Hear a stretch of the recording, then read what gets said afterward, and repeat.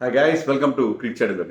So ఆదివారం నాటి mega ఫైనల్లో అగేన్స్ట్ న్యూజిలాండ్ మన టీంలో ఏమైనా మార్పులు చేయాలా అనేది బాగా చర్చ జరుగుతుంది చాలా విస్తృతంగా.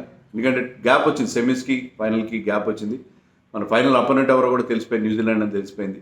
మరి ఈ నేపథ్యంలో ఏమైనా చేంజెస్ చేయాలా టీంలో, అయితే సేమ్ టీంతో వెళ్ళాలా అనేది అందరూ అదే మాట్లాడుకుంటున్నారు, నన్ను కూడా అడుగుతున్నారు. దాని గురించి మనం మాట్లాడదాం.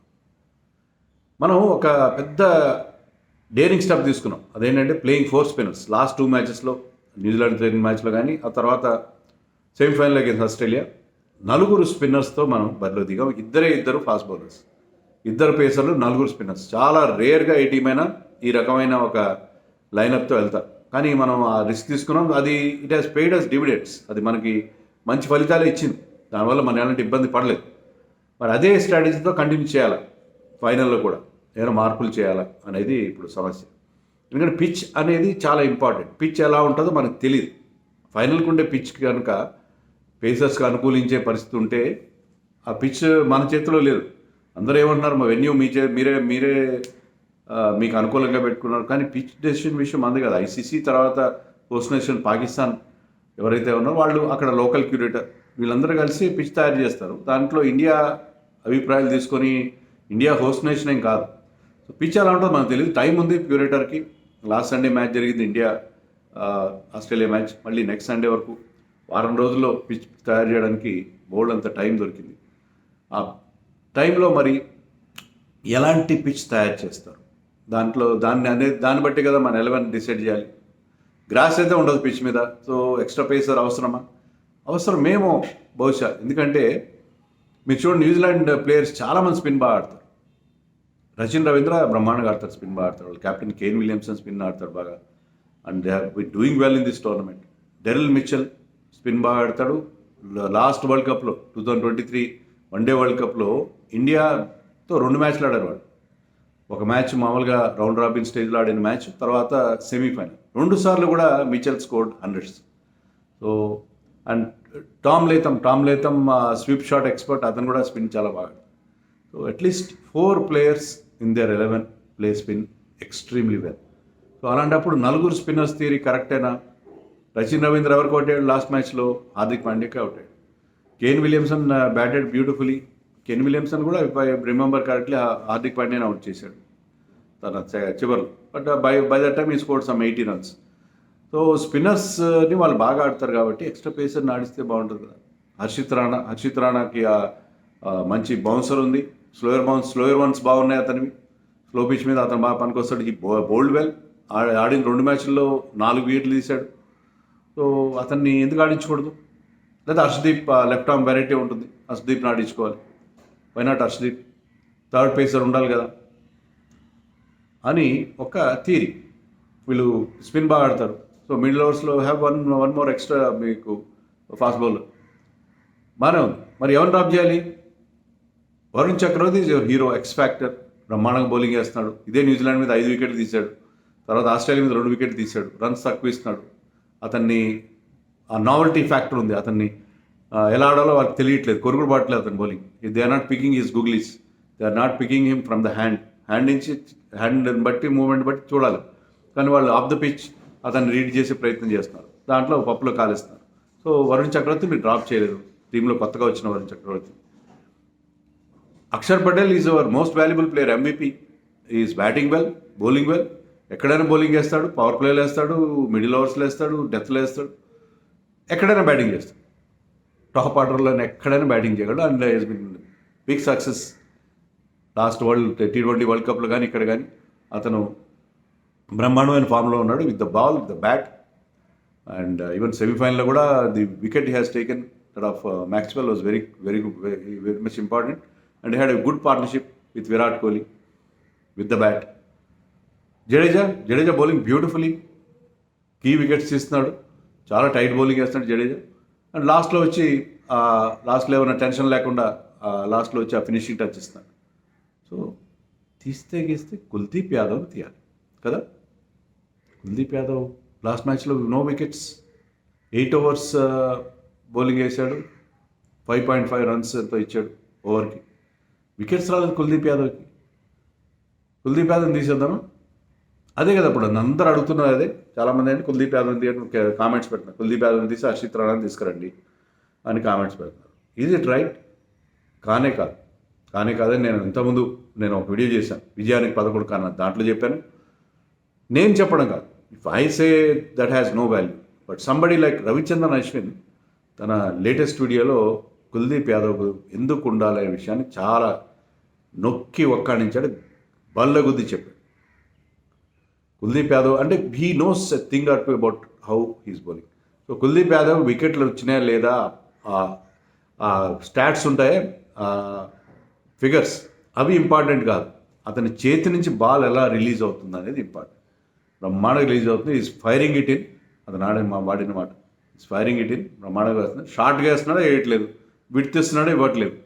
టైట్ లైన్స్ వేస్తున్నాడు, ఇబ్బంది పడుతున్నాడు బ్యాట్స్మెన్ని. ఎందుకు అతన్ని డ్రాప్ చేయాలి అని అడుగుతాడు. నో డౌట్ మీకు వరుణ్ చక్రవర్తి మీకు ఎక్స్ ఫ్యాక్టర్, బట్ ఆ గోల్డ్ని నమ్ముకుని మీరు డైమండ్ని వదులుకోవద్దు అంటాడు అశ్విన్. ఆ గోల్డ్ని నమ్ముకుని డైమండ్ని వదులుకోవద్దు. ఎందుకంటే ఆస్ట్రేలియా జరిగిన సెమీఫైనల్లో Kuldeep Yadav bowled really well actually. నేను ఆ వీడియోలో కూడా చెప్పాను, అశ్విన్ కూడా అదే అన్నాడు. పవర్ ప్లేలో వేసే బౌలర్ కాదు అతను. యూజువల్లీ పవర్ ప్లేలో కుల్దీప్ యాదవ్ చేత చాలా రేర్గా చూస్తాం. సో ఒక లెగ్ స్పిన్నర్ని పవర్ ప్లేలో క్యాప్టెన్స్ తీసుకురారు, ఫింగర్ స్పిన్నర్ని తీసుకొస్తారు. సో పవర్ ప్లేలో వేసే బౌలర్ కాదు అతను. కానీ అక్కడ లెఫ్ట్ హ్యాండర్ ట్రావిస్ హెడ్ ఉన్నాడని చెప్పి పవర్ ప్లేలో ఆస్ట్రేలియాకి అగేన్స్ట్గా, ట్రావిస్ హెడ్ అగేన్స్ట్గా అతన్ని తీసుకొచ్చాడు. ఈ డిడ్ ఏ స్ప్లెండిడ్ జాబ్. 2 ఓవర్లు వేసాడు, 11 రన్స్ మాత్రమే ఇచ్చాడు. నో డౌట్ ఒక 6 కొట్టాడు ట్రావిస్ హెడ్, కానీ ఆ 6 కొట్టిన over number 8 of the innings, దాంట్లో 5 డాట్ బాల్స్ వేసాడు కుల్దీప్ యాదవ్. దాంతో ఏంటంటే నెక్స్ట్ ఓవర్లో కూడా కొంచెం రిస్క్ తీసుకొని ఒక పెద్ద షాట్ కొట్టుపోయాడు వరుణ్ చక్రవర్తి బౌలింగ్లో. ట్రావిస్ హెడ్ అవుట్ అయ్యాడు. సో ఆ పవర్ ప్లేలో తనకిచ్చిన ఆ brief to contain the runs అద్భుతంగా చేశాడు. 2 ఓవర్లలో 11 రన్స్ మాత్రమే ఇచ్చాడు కుల్దీప్ యాదవ్. అంతకంటే ఏం కావాలి? తర్వాత అశ్విన్ కూడా ఏం చెప్తాడంటే, ఎక్కడ మీరు బౌలింగ్ వేస్తున్నారో అది ఇంపార్టెంట్. మీరు ఏ పాయింట్లో బౌలింగ్ వేస్తున్నారు, మీకు ఫిగర్స్ దాన్ని డిసైడ్ చేస్తాయి. ఒక వికెట్ పడిన వెంటనే మీకు కెప్టెన్ గారికి బౌలింగ్ ఇస్తే మీకు ఇంకో వికెట్ రావచ్చు ఆ ప్రెషర్, కానీ మీరు ఎక్కడ బౌలింగ్ చేస్తున్నారు, ఏ స్టేజ్లో వేస్తున్నారు అనేది కూడా ఇంపార్టెంట్. దాన్ని బట్టి ఫిగర్స్ ఉంటాయి తప్ప బౌలింగ్ ఎలా చేస్తున్నాడని చూడాలి. Kuldeep Yadav is bowling very well. ఇప్పుడున్న రీసెంట్ దాంట్లో కుల్దీప్ యాదవ్ చాలా మంచి బౌలింగ్ చేస్తున్నాడు.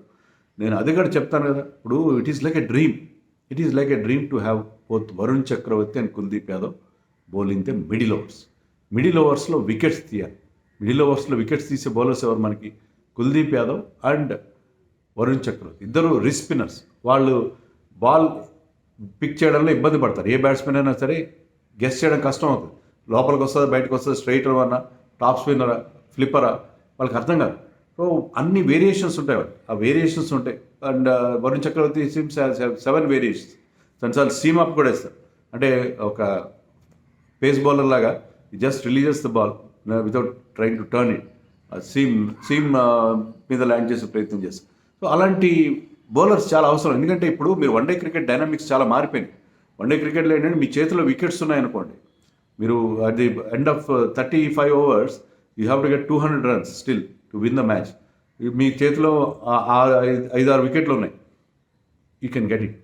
15 ఓవర్స్లో 200 రన్స్ చేసే చాలా ఎక్కువ అనిపిస్తుందా?